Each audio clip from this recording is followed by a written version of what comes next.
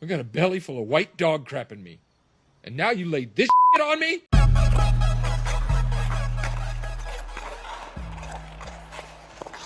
What started out as easily one of the best off seasons in recent memory has quickly took a turn for the worse, if you're an Oilers fan. This just in, or I guess earlier today, Philip Broberg and Dylan Holloway were tendered offer sheets from the St. Louis Blues, and they might as well be as good as gone. How's it going, guys? What is going on? The roof is falling. Oh my gosh, this is crazy. This is the first time I think since I've definitely for the Oilers that I've covered an offer sheet, because these don't really happen that often. There's a lot to dissect in this video. If you're new to the channel, this is above average. Thank you for clicking on this video. So much to dissect. So much is going on. This is crazy. And just so many questions. We'll be going through all of those, as well as I'll just give you my thoughts and just break down the whole situation. And so if you're new to the channel, I really appreciate you clicking on this video, and stay to the end of the video. I just got some huge news, so stay to the end. You won't want to miss that. If you're new to the channel, maybe you aren't. I think you might like that. And just the question of the video, who would you keep? If you could only keep one of these players on the Oilers roster, would it be Philip Broberg or Dylan Holloway? Drop a comment down below, and why. I read every single comment in the comment section below, so drop your thoughts. I want to hear what you have to say. With that out of the way, guys, let's hop right back into this video. Yeah, guys, so earlier today, the St. Louis Blues have tendered offer sheets to defenseman Philip Broberg and forward Dylan Holloway. The Oilers have 7 days to match the offers in what are a 2-year by $2.29 million AAV for Dylan Holloway, and 2 years at just over $4.5 million for Philip Broberg. So initial reaction, this is the first time that this has happened for the Oilers since I've been, watching them and now covering them. It was kind of crazy. It took me by surprise, and it took the hockey world by surprise. And initial thoughts, I can't help but think it's the Stan Bowman effect, and you see it in the title. I honestly believe that if Ken Holland's in the picture, if he's the GM, I really don't think that this is going to happen. So there's that, and it's fair. It honestly is fair. One of the biggest reasons why I was so opposed to the Oilers signing Stan Bowman is for reasons like this. I thought in the back of my mind, I said, and I even brought it up at work. If you don't know, I'm at Edmonton Sports Talk. We cover the Oilers. We cover all sports, but primarily the Oilers. And when the news broke that the Oilers were signing Stan Bowman, I initially thought, I wonder how any other NHL GMs are going to react to this. I know business is business, and I brought this up, and a lot of people are like, no, Trev, business is business. They don't really care who the GM is, but I don't believe that. I don't believe that because, and for reasons like this, I honestly think that, rumor has it, and there are some people saying this. I cannot confirm or deny, but I'll just say I don't think it's wrong in saying that, yes, the fact that Stan Bowman is a GM, because you look at it, it's a respect thing. These don't happen too often, and it's one of the unwritten rules, and it's like a gentleman's agreement at every general manager's meeting every year that the GMs pretty well just say, guys, no offer sheets. We're not doing offer sheets, okay? And then the stuff like this happens. And why does this happen? Well, I think you know your answer. Stan Bowman's in. And this is why it was so frustrating. Aside from, maybe he's a good GM, maybe he's not. That's one thing. But the baggage he brings, and who wants to do business with this guy, and the lack of business that people want to do with this guy. It's because of his track record and what he didn't do back in his Chicago days. So I thought that was going to stick with him. And it looks like it has, because I honestly think if the Oilers don't have Stan Bowman in the organization, this wouldn't have happened if it was still Kenny Holland.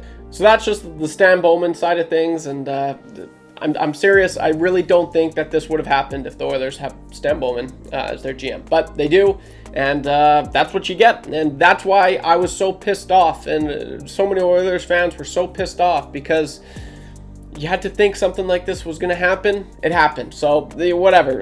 Aside from the Stan Bowman thing, let's just talk about Philip Broberg and Dylan Holloway.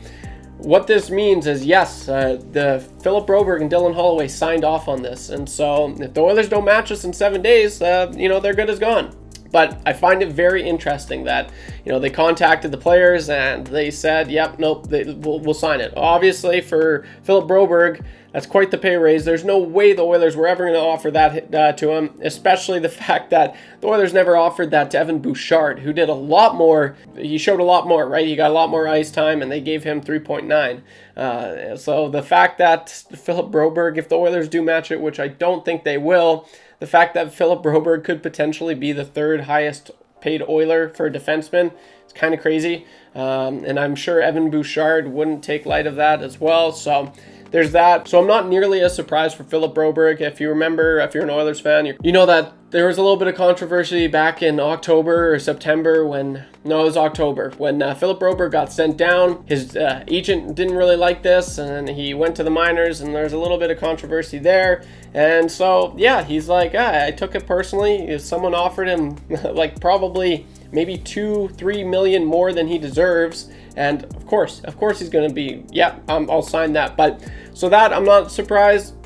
Dylan Holloway, I am a little surprised because he was close with Ryan McLeod. He was close with Warren Foegele. Those guys are gone. He was still really close with Evan Bouchard, and he's here. But who knows? Maybe Evan Bouchard up and leaves after this. Honestly, it's not looking good. If you're an Oilers fan and you're concerned, well, you should be, because they're the oldest team in the NHL, and they just got a heck of a whole lot older, because those are your two youngest players, and they could be gone. I think they're matching. They're going to match Dylan Holloway. I don't think that they could match Philip Broberg, but I've seen some people say, hey, well, why don't they sign both of them and then trade them for more than what you could get? So if the Oilers don't sign Philip Broberg or Dylan Holloway, you'll get a second round pick for Philip Broberg, and you'll get a third round pick for Dylan Holloway. They deserve a lot. They're a lot more than that. Like, you could, if you traded Dylan Holloway right now, if the Oilers had him signed, you could easily get like a first and maybe even a lower prospect. Same with Broberg, maybe. So there is that option. They could do that. I don't think they will. I honestly think Philip Broberg's as good as gone, which is too bad, because I've talked about this guy quite a bit. I was big on Broberg, and I'm big on both of these players. I really expected them to be Oilers, and it doesn't look like that's going to be the case. So. And of course, just so happens, who do you think could be at the root of all of this? Yeah, this guy. Enter this a-hole who I've talked about quite a bit. This guy is the worst general manager ever. He's the worst hockey mind ever. That might be a hot take. He's probably not the worst, but I'm still sore and butthurt about everything he did with or lack of doing. He just sucks. He sucks, and I would not be surprised if, this is Peter Chiarelli taking a jab at OEG as well. A lot to dissect here. Initially, my thoughts, it sucks. I really do think this sucks. You saw, I don't think Philip Broberg right now, not even close, is a $4.5 million defenseman. Could he be that? Yeah, maybe. But if you're an Oiler, if you're, in the head office, you got to think, well, it can only go up from here. And that's a huge risk as well. If the Oilers do go forward with signing both these people, matching the offers, which I don't think they will, it's only going up, And so in 2 years' time, when it was very strategic of St. Louis to do this, in 2 years, that's when Evan Bouchard would have, he needs to re-sign. Same with Leon Draisaitl. And if Philip Broberg's getting paid $4.5 right now, you're probably going to have to pay a little bit more than that in his next contract, depending on how good he does. But even if he underperforms, you're paying this guy $4.5 million. So it's a lose-lose situation, because I don't think at face value he's worth that much. Dylan Holloway, I honestly don't think I think they could match that fairly easily. He's a pretty good player. If they sign it, I don't think it's an overpay, really. I could see him having a breakout year. It just sucks, man. If you're an Oilers fan, obviously I'm still a fan a little bit, but I cover the Oilers primarily now, and just initial reaction, it just sucks. It really does suck. It's going to be crazy to see what happens going forward. As always, guys, if you're new to the channel, drop a comment down below. What do you think? Who would you like to think as the question of the video? Would you prefer Philip Broberg? Would you prefer Dylan Holloway? I think Dylan Holloway has the higher ceiling, I really do, but I think if you're an Oiler fan, you want Philip Broberg. Looking at the defense, it's looking pretty thin. So all in all, just not a good look, and it makes you look back like, man, the Oilers maybe shouldn't have signed Corey Perry. For sure, Corey Perry is the one you shouldn't have signed. That would have freed up a little bit, especially when you're so cap tight. Another question is, Cody Ceci, he might be out. If you want to make this work, Cody Ceci might be out, and they're going to have some tinkering to do. The office, Stan Bowman, whether you like him or not, he's going to be busy, and it'll be interesting. It'll be really interesting to see what happens in the next week. So that's all I got for this one, guys. If you're new to the channel, thank you for clicking on the video. Really appreciate the support lately. You guys have absolutely been crushing it. So thank you. It really does mean the world. And if you made it this far, yeah, I've got a huge announcement. This was kind of the big news. Just keep on, sticking with the channel. I've got a huge announcement at the end of the month that I'm probably going to be dropping. So stay tuned to that. That's all I just wanted to say, and I'm going to be saying this quite a bit here. So huge announcement at the end of the month. I cannot wait. It's going to be awesome. Above average is changing. It's going to be dope. And yeah, thanks for being a part of this. I can't wait. And I think that's pretty well all I got. Yeah, I think that's all I got, guys. So drop a comment. This is crazy. I'll try and keep you as updated as I can. It's been very busy at work, even though we are in the off season. This gives us something to talk about. So take her easy. Don't be average when you can be above average. And I'll see you in the next one. Peace.